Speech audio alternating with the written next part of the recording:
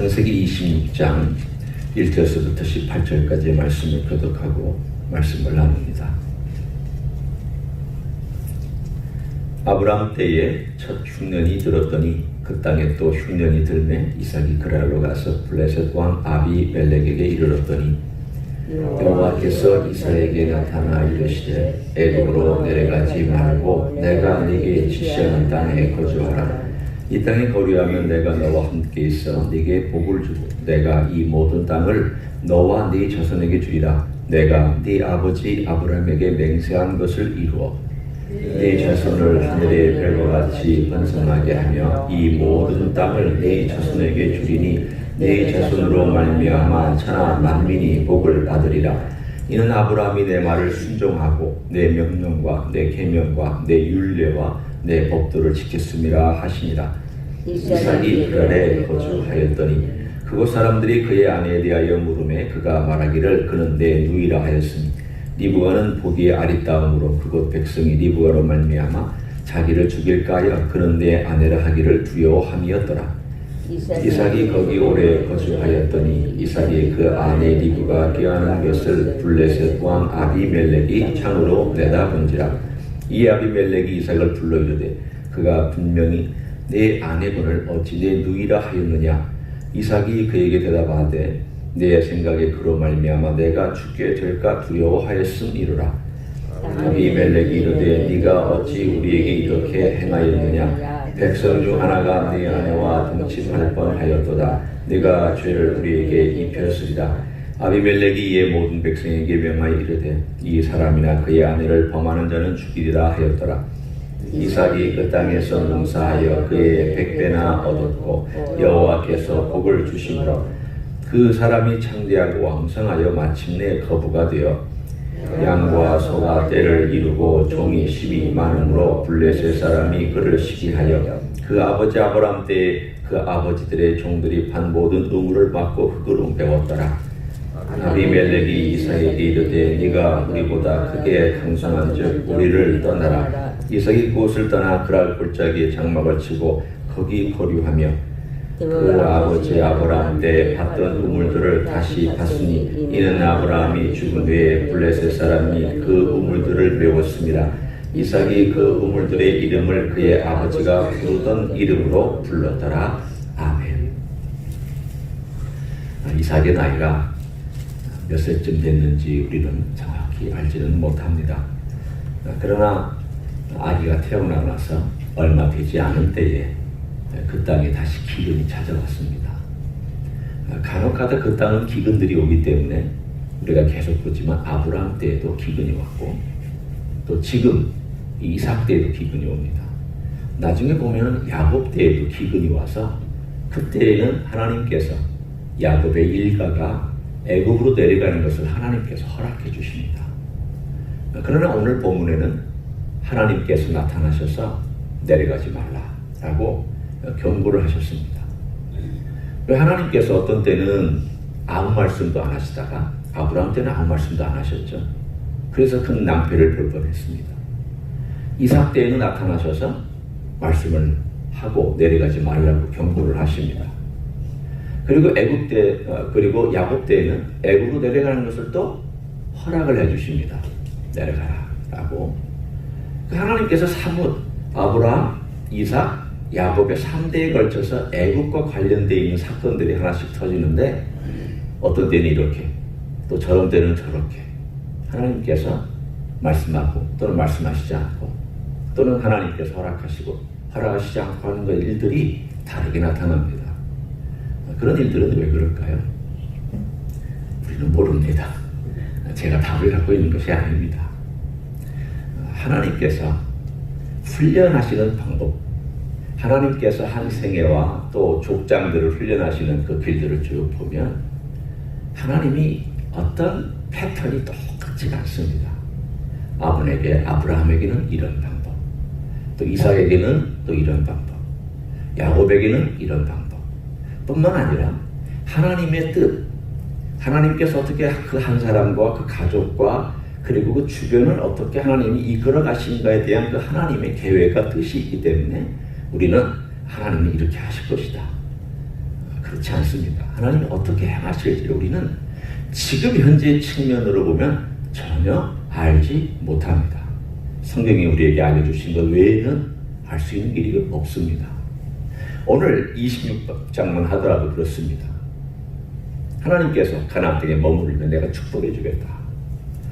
그랬더니 그 말씀을 듣고 이삭이 멀리 가지 않습니다. 기근이 있는 그 땅을 조금 벗어나서 블레셋 사람들이 살고 있었던 애굽과 그리고 약속의 땅 사이에 그랄이라고 하는 지역이 있었습니다. 지금의 그 접경 지역, 애굽과 이스라엘의 접경 지역입니다. 해안 지방입니다. 지중해하고 가깝습니다. 그 사람들은 주로 농사도 짓기도 했지만 무역도 했고 또 지중해에서 날라오는 수증기가 있었기 때문에 가뭄이 있어도 견딜만 했습니다. 그래서 거기 가서 거류하는 그 과정 속에 떠나지 않냐고 그 과정 속에 오늘 하나님께서 그를 도와주고 축복해주는 내용이 등장합니다. 오늘 우리는 그 사이에 본문에서 이삭이라고 하는 사람이 자기 아버지하고 똑같은 실수를 하는 일들을 보고 그러나 이 실수에 대해서 하나님께서 뭐라고 하시지 아니하고 오히려 막아주시며 한 사건을 통해서 막아주시며 이삭을 참되게 했다. 부자가 되게 했다. 그리고 그가 부자가 된 다음에 블레셋 사람들이 그들을 시기하니까 떠나가는 이야기가 오늘 본문까지 이야기입니다. 그 다음에 이야기를 간단하게 정리해서 여러분에게 나눠드린다면 그래서 이삭은 그 사람들이 와서 흙을 메꿔서 우물을 막고 그러면 가서가 또 파고 또 움직여서 이거 우리 거다라고 블레셋 사람들이 얘기하면 또 주고 점점점 올라가서 어디로 올라가는가 하면 조금씩 다시 원래 아브라함이 거주했던 약속의 땅으로 다시 움직여갑니다. 그러면서 이 부엘세바라고 하는 원래 아브라함이 거주했던 땅, 아브라함이 오르락내락 하면서 헤브론과 부엘세바를 오가면서 거주했던 그 땅으로 다시 돌아와서 하나님의 약속을 붙들고 거기에서 있었을 때에 오늘 본문에 하나님께서 그를 크게 축복해 주시고 다시 나타나셔서 말씀해 주시면서 그로 하여금 하나님의 일들을 이루어갈 수 있도록 발판을 마련해 주는 이야기가 오늘 본문의 이야기입니다. 오늘 본문의 이야기를 보면 우리가 알고 있는 클래식한 두 가지 주제가 또 나옵니다. 하나는 하나님의 주권적인 역사, 또 하나는 인간의 책임에 대한 이야기. 성경은 오늘 이거에 대하여서 아무런 해석을 하지 아니하고 이야기를 쭉 우리들에게 펼쳐 보입니다. 그럼 이야기를 쭉 상에 펼쳐 보일 때에 우리는 그 이야기를 쭉 듣거나 혹은 보고 있으면서 어떤 것이 하나님이 원하시는 것이고 어떤 것이 하나님께서 행하시는 것이며 인간이 또한 이런 상황 가운데서는 어떻게 행하여야 하고 우리로 하여금 무엇을 배우게 해야 되는지를 우리는 추려서 볼 수 있어야 됩니다. 오늘 저는 이 두 가지 주제를 간단하게 나누기를 원합니다. 하나는 하나님의 주권적인 역사입니다. 어떻게 생각하면 이삭이 이런 실수를 했는데 자기 아버지하고 똑같은 실수를 또 반복하고 있는데 하나님께서 이렇게 연약한 인생들을 어떻게 쓰시나? 한편으로 생각하면은 이 가정 자체가 연약한데 아버지 때에도 2번 그런 거짓말을 했죠. 아들 때 내려와서 1번 똑같은 거짓말을 하죠. 그러면 이 믿음으로 볼 때는 우리가 생각할 때 남자로서도 좀 창피하고 족장으로서도 책임감이 없고 또 한편으로는 성경에 이런 사람을 영웅이라고 얘기하기에는 뭔가 부족해 보이고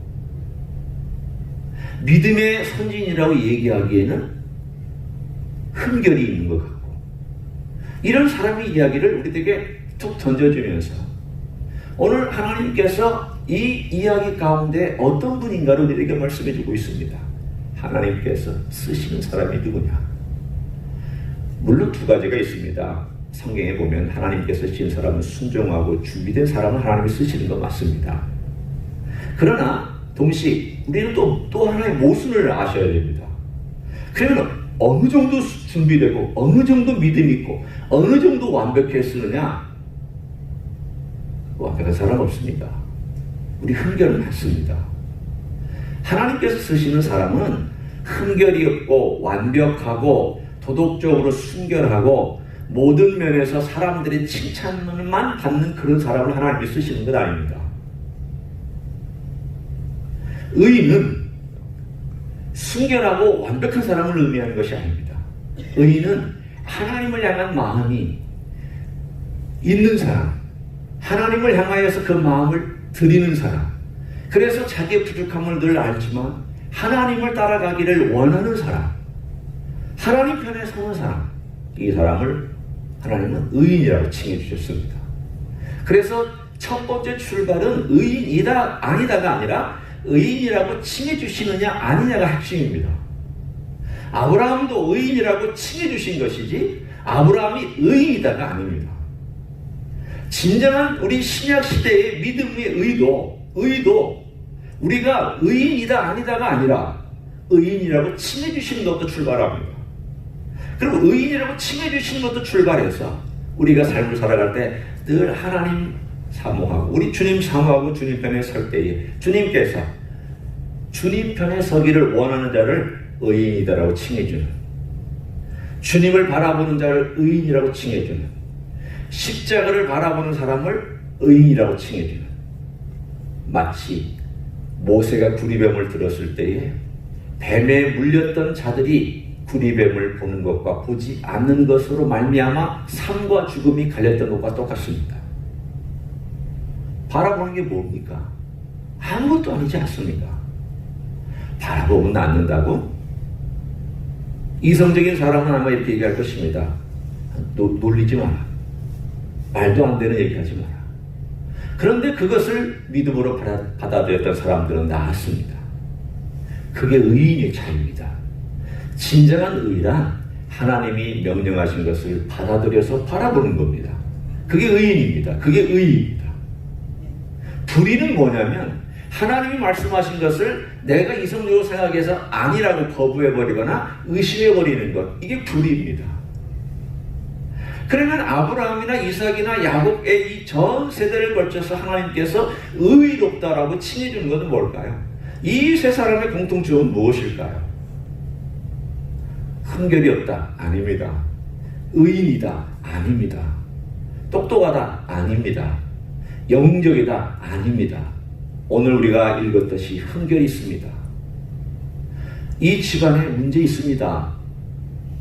나중 되면 이 집안의 문제 때문에 갈라져서 결국은 야곱은 자기가 사랑하는 어머니 리브아를 하란 땅에서 돌아왔을 때 못 만나고 어머니는 그 20년의 기간 동안에 죽습니다.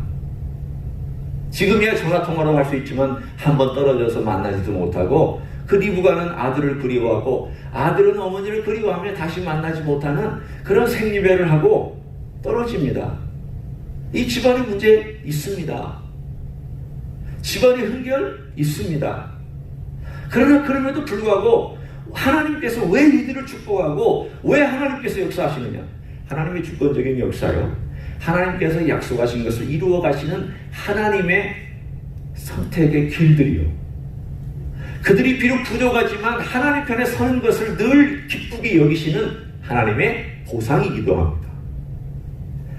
오늘 우리의 삶 가운데서 하나님의 주권적인 역사가 참 많은 것을 크게 포함합니다. 하나님의 선택, 하나님의 주권, 하나님의 은혜, 하나님께서 그분의 가지고 오실 뜻과 목적을 이루고 온 인류를 위하여 어떤 것을 행하실 것인가에 대한 그분의 계획들, 우리는 이 모든 것들이 얼마나 복잡하게 얽히는지 모릅니다. 상상도 못합니다. 지금도 우리는 상상할 수 없습니다. 모든 것이 하나하나가 다 하나님의 그 솜씨 속에서 A, B, C, D 그 수많은 요인들이 다 거기에 맞춰서 움직여가고 있습니다. 심지어는 우리의 실패와 우리의 어리석음과 우리의 부족함과 우리의 흠결조차도 하나님께서는 다 사용하셔서 일을 행하고 계십니다. 그래서 하나님이 멋진 분입니다. 왜 예수님이 멋진 분일까요? 여러분, 보통 인간은 자기가 계획된 대로 막 일을 추진하다가 어떤 일이 끼어들면 짜증냅니다. 왜 짜증낼까요? 내 식대로 안 되니까. 그리고 만약에 끼어들어서 내 식대로 안 되고 결과가 안 나타나면 불안해합니다. 왜? 내가 계획서대로 진행되어야 되는데 갑자기 변수가 확 끼어들어가지고 이것이 휘청하면 그 다음 결과가 어떻게 될지 우리가 측량을 못하기 때문입니다. 인간은 그렇습니다. 하나님은요, 전혀 상관하지 않습니다. 하나님의 놀라움, 우리 예수님의 놀라움은 어디에 있는가 하면 인간이 어떤 변수를 가지고 끼어들어도, 인간이 어떤 문제를 가지고 하나님의 일을 방해한다 할지라도, 심지어는 사탄과 같이 힘이 센 영적인 존재가 방해한다 할지라도, 인류가 어떤 거대한 조직을 만들어서 하나님의 계획을 막아서서 방해한다 할지라도 하나님은 그것에 대하여 전혀 아랑곳하시지 않습니다. 그게 진짜 멋진 것 아닐까요?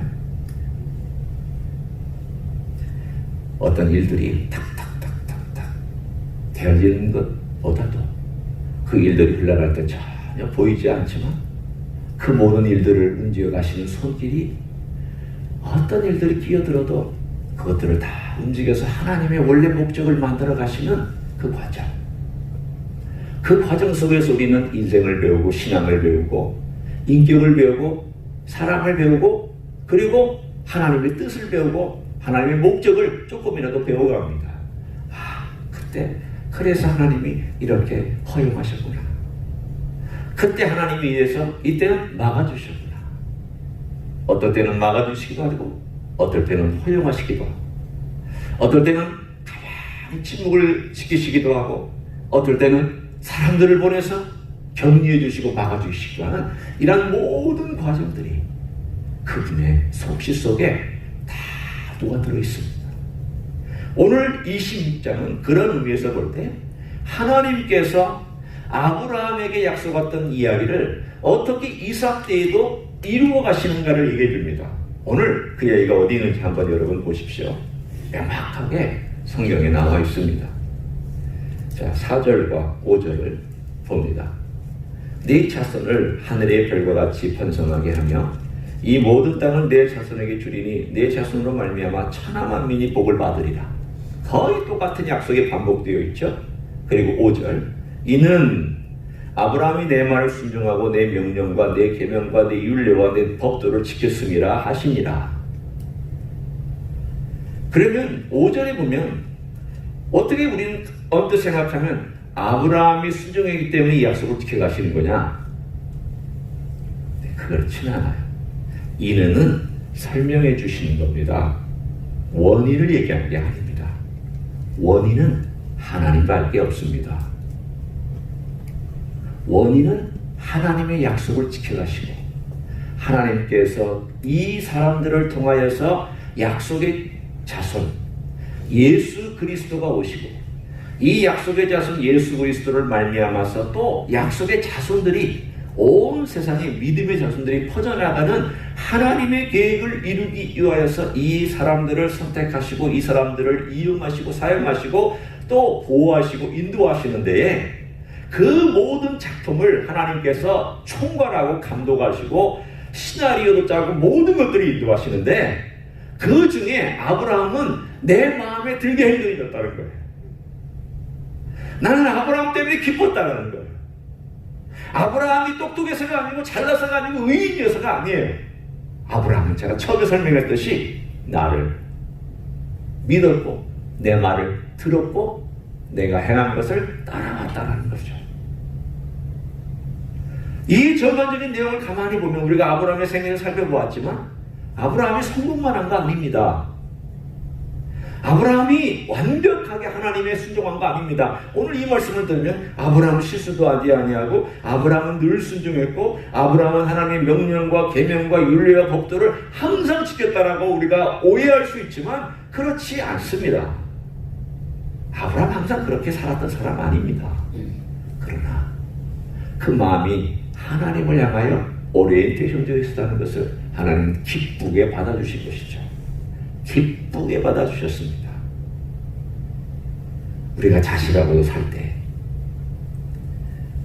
자식이 항상 부모 말에 순종하고 항상 기쁘게 해주나요? 그건 아니잖아요.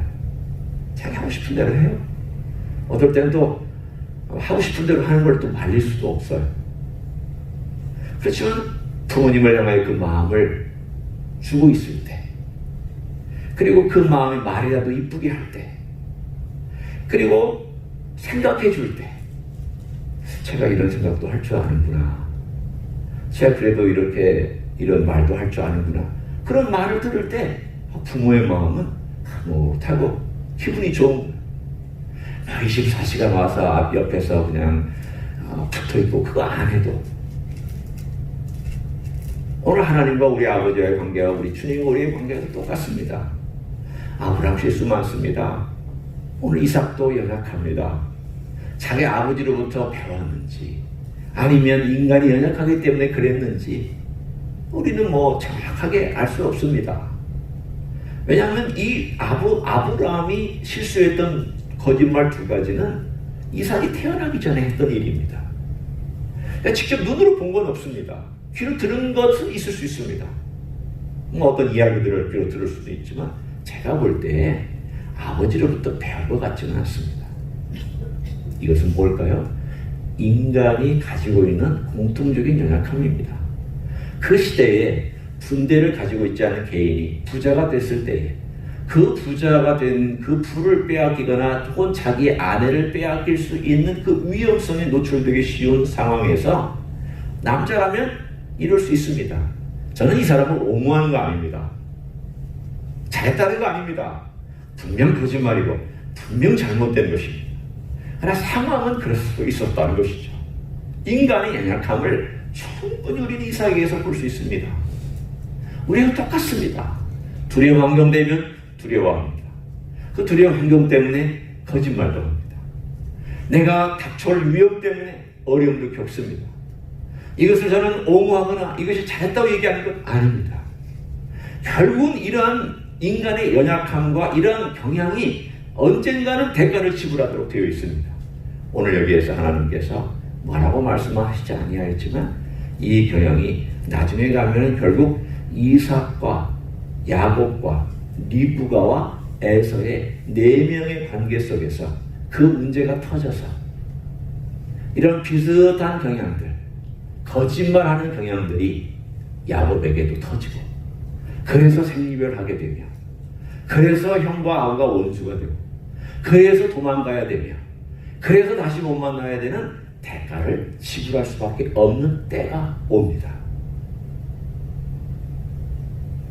이것이 인간이 가지고 있는 복합함성입니다. 물론 하나님은 그것도 사용하셨어요. 그런 야곱도 사용하셔서 하나님께서 그 가족을 이루어서 일가를 이루어 돌아오게 하셨고, 그러나 그 마음의 아픔과 또 슬픔과 가지고 있어야 되는 그 대가를 지불하면서 가져야 되는 그 고통스러운 것들은 고스란히 그 사람들과 개인들이 지불해야 될 몫이기도 합니다. 자, 그럼 우리는 이 하나님의 주권과 인간의 책임 앞에서 어떤 삶을 살아야 할까요? 오늘 마지막 적용을 하고 마치려고 합니다. 그럼 우리는 대가를 지불할 수밖에 없는 부분들이 있습니다. 실수한 것, 잘못한 것, 죄, 무너지는 것. 하나님은 그 모든 것들을 사용해서 그분의 뜻을 이루어 가시는 것은 하나님 편에 하시는 일입니다. 내가 하나님 편에 하시는 일이 있다고 내가 마음대로 살아서는 안 됩니다. 하나님께서 모든 걸 합니까? 선을 이룬다고 내가 뭘 해도 하나님의 선을 이루실 거다. 그 이루는 선의 과정 속에 만약에 때로는 우리의 목숨까지도 대가를 지불해야 된다면 그 무서운 일이잖아요. 하나님은 그러실 때도 있거든요. 우리는 오히려 그것을 한번 역으로 생각해요. 하나님께서 그분의 선을 이루어 가시기 위하여 내가 이 땅 위에서도 하나님의 풍성한 선과 하나님의 아름다움을 경험하며 살기 위해서는 내가 하나님 아버지 앞에서 하나님이 나를 의롭다 칭해줬다면 내가 하나님을 바라보는 시각을 좀 더 많이, 좀 더 자주 예수 그리스도를 바라보는 시각으로 그쪽으로 내 자신의 방향을 늘 옮기려고 하는 마음, 그런 긍정적인 마음을 가지고 죄를 졌을 때는 십자가 바라보고 용서를 구하고 내 죄악의 경향을 늘 내가 인식하고 있을 때에는 주님, 내가 주님과 함께 십자가에서 죽었는데 왜 이것이 나를 그렇게 자꾸 힘있게 내 안에서 작동하고 있을까요? 주님 어떻게 하면 될까요? 라고 하면서 주님 앞에서 이 문제를 가지고 십자가에서 이미 네가 죽지 않았느냐? 네 욕망과 정욕이 나와 함께 십자가에서 죽지 않았느냐? 너는 이제 네 그리스도 안에 새로운 피조물이 아니냐? 네가 새로운 피조물이라면 성령을 따라 사는 것이 당연하지 않겠느냐? 맞아요. 우리는 우리 연약한 부분, 이삭이 거짓말했던 이 부분을 하나님께서 노출시키신 것은 하나님께서 역사하기 위한 부분들입니다. 우리가 어떻게 하나님의 은혜를 따라갈 수 있을까요? 어떻게 하나님의 은혜가 우리 안에서 더 멋지게 역사할 수 있을까요? 자기 자신의 연약함을 노출하는 거예요. 은혜 앞에 노출하고 주님의 도우심 앞에 노출하고 주님께서 은혜를 주시는 그 자리에 자신의 이야기를 늘 노출하고 기도하는 가운데 하나님 이렇게 저를 도와달라고, 하나님 우리 가정의 연약한 부분을 불쌍히 여겨달라고, 우리 가정의 이런 연약함 때문에 우리가 참 아프고 힘든데 주님 어떻게 하면 이 문제를 해결해 주실 수 있겠습니까? 저에게 지혜를 주시고 제가 고칠 수 있는 부분이 있다면 고치게 해주시고 주님의 은혜로 하나씩 하나씩 만져주십시오. 주님 하나씩 제게 있는 연약한 부분, 내 자식에게 있는 연약한 부분, 그리고 우리 식구들 안에 공통적으로 가지고 있는 인간이기 때문에 혹은 우리 집안에 가지고 있는 연약한 부분들, 주님 이 부분들을 주님께서 은혜로 만져주십시오. 어떻게 우리가 고쳐갈 수 있을지도 배우게 해주십시오. 시간이 많이 걸리고 또 오래 걸리기도 하고 쉽지 않은 일이고 또 그 일들은 여러 면에서 참 고통스러운 과정입니다. 심리적으로나 여러 면에서. 그러나 주님께서 십자가에서 우리를 위해 피 흘려 주셨을 때는 단순히 죄의 용서만을 위해서 피 흘려 주신 것이 아니고 우리의 삶이 주님을 닮아가는 데까지, 그래서 주님을 닮아가면서 주님의 인격과 오버랩되는 삶을 살아가기 위하여 우리를 위해서 십자가에서 돌아가시고 부활하신 줄로 믿습니다. 그런 삶을 오늘 우리는 이 26장을 통하여 배우기를 원합니다. 신약시대에 살아가는 우리가 우리 주님, 성령님, 하나님 아버지 삼위일체의 놀라운 도우심을 의지하지 않고 산다면 무슨 기쁨이 있고 무슨 의미가 있겠습니까? 오늘 하루도 그런 복된 삶, 성삼위 하나님께서 여러분 임재 가운데 덮어주시고 인도하시는 그 귀한 삶을 마음껏 축복 가운데 누리시는 여러분 되시기를 우리 주 예수 그리스도의 이름으로 간절히 축원합니다. 기도하시겠습니다.